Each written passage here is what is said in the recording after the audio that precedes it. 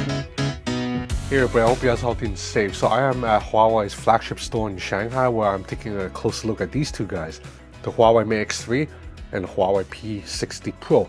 Now the P60 Pro is Huawei's best possible camera system right now, so there should be a lot to test with this phone, but unfortunately I'm only allowed to test this phone in this room, so there's really not much I can do in terms of testing the cameras. Instead, with this video, I'm going to focus more on the Huawei Mate X3 because what makes the Mate X3 special can actually be shown on camera immediately right now. Whereas the P60 Pro, what makes this camera special requires me to go outside to test it. So I can't really put the P60 Pro through its paces right now, but we'll take a quick look at the overall specs and features in a bit. Let's look at the Huawei Mate X3 first. So if you follow my work, you will know that I was one of the very first people to cover the Huawei Mate X2, and that phone absolutely blew my mind at the time because it had the best foldable hardware at the time. That was like a generation or two ahead of everyone else.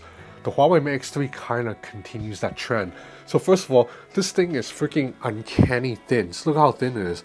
It measures 5.3 millimeters when open and 11.8 millimeters when folded. It is also super light at 238 grams. That's actually lighter than the iPhone 14 Pro Max. Now, of course, if you follow foldables, you would know that this ultra thinness and lightness isn't super new because Xiaomi actually got there last year with the Mix Fold 2. But the Mix Fold 2 had a couple of flaws that fell short of the Samsung Galaxy Z Fold 4. The first was that its hinge could not stay in place at any angle. That means the Mix Fold 2 could only be completely open like this or completely closed. Well, guess what? Huawei has fixed the issue.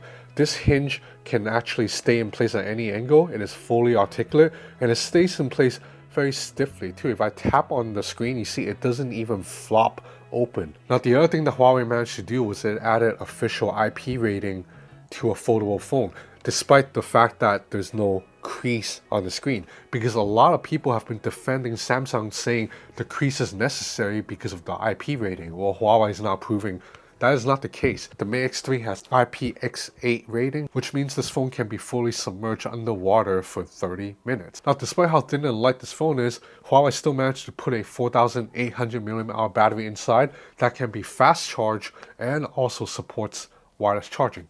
Now let's take a look at the screen again. 7.8 inches, 120Hz refresh rate, excellent viewing angles. As you can see, you don't really feel a crease when you run your finger through it. When you fold the phone, then you have an outside display, 6.4 inches, and it has a much more normal aspect ratio than the Z Fold 4's candy bar shape. So that means you can type a little bit more comfortably on the Mate X3's outside panel. Around the back, you have this camera system here headlined by a 50 megapixel main camera, f1.8 aperture, a 13 megapixel ultra wide, and an 8 megapixel periscope zoom lens that can do 5 times optical zoom. Now again, since I'm stuck in this room, I can't really test the cameras that well, but I can show you a little bit what this phone can do. Okay, so we'll do a 5 times zoom, and then do a 10 times zoom.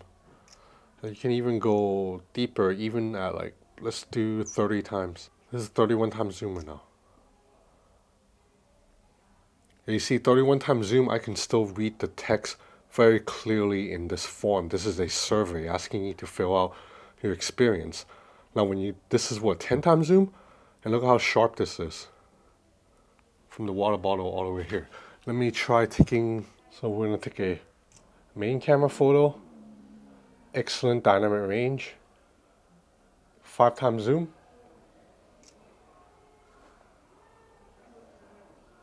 10 times zoom.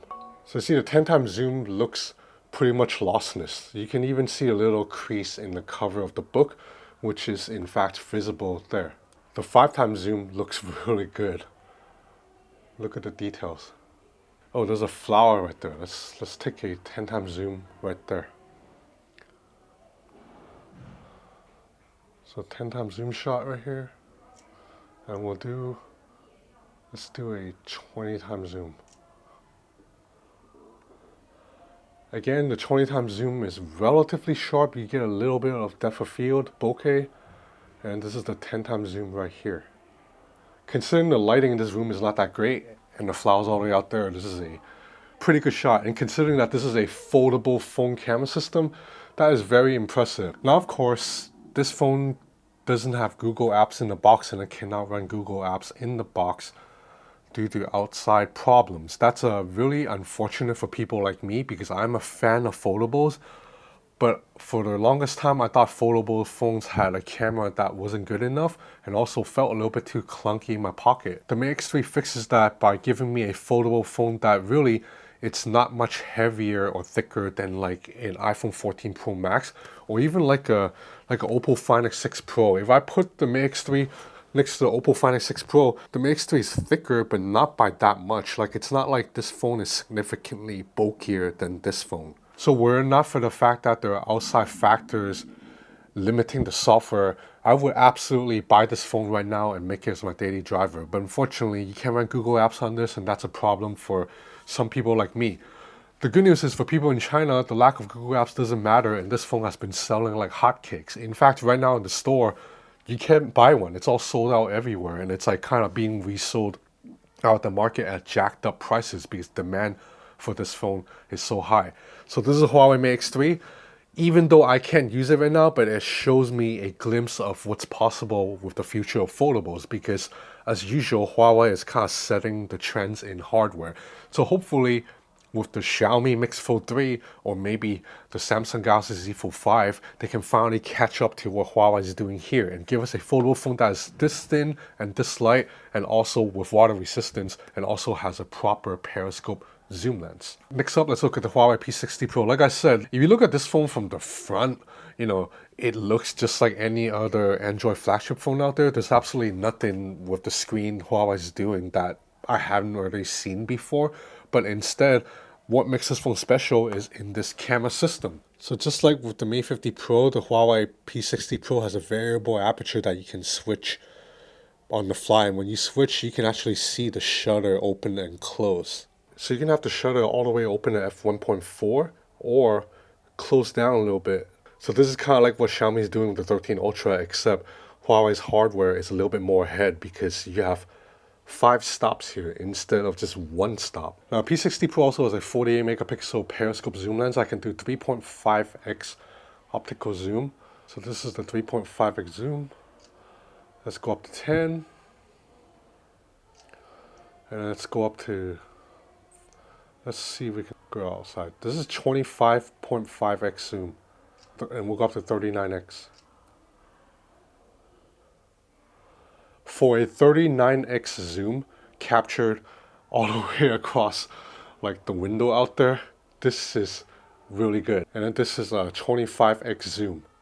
Look at how sharp this is for 25x zoom. Down here, this is a 10x zoom photo. Oh yeah, this camera is really good. I can already tell even just in this room. Look how good the zoom is. You also have a 13 megapixel ultra wide camera here, but the star of the show with this phone is definitely this main camera with the variable aperture that can drop as low as f1.4. With f1.4, and I believe it uses Huawei's RYYB filtering array, this camera should be a low light beast. Like, I'm talking about you can shoot in pitch black and you can probably produce an image where you can actually see what's in the scene. As for the zoom lens, this is looking like a really impressive zoom lens. I don't know if it's better than the Oppo Find X6 Pro or the Galaxy S23 Ultra, but just in this room so far, from what I'm looking at right now, the zoom lens is impressive. All this in a very sleek and lightweight package too. I don't know the exact weight of the P60 Pro, but I'm pretty sure it's under 200 grams. I believe it's like 180 grams, something like that. So anyway, I apologize if this video is a little bit unorganized and all over the place. I have very limited time with these two devices, and as you can see, I'm kind of stuck in this room, so I can't really do any more testing. But if you're interested in keeping up to date with all the latest gadgets and maybe learning more about this phone when I actually get my hands on it, then please consider subscribing to my channel or follow me on Instagram at Ben's Gadget Reviews. That's it for now. Thanks for watching.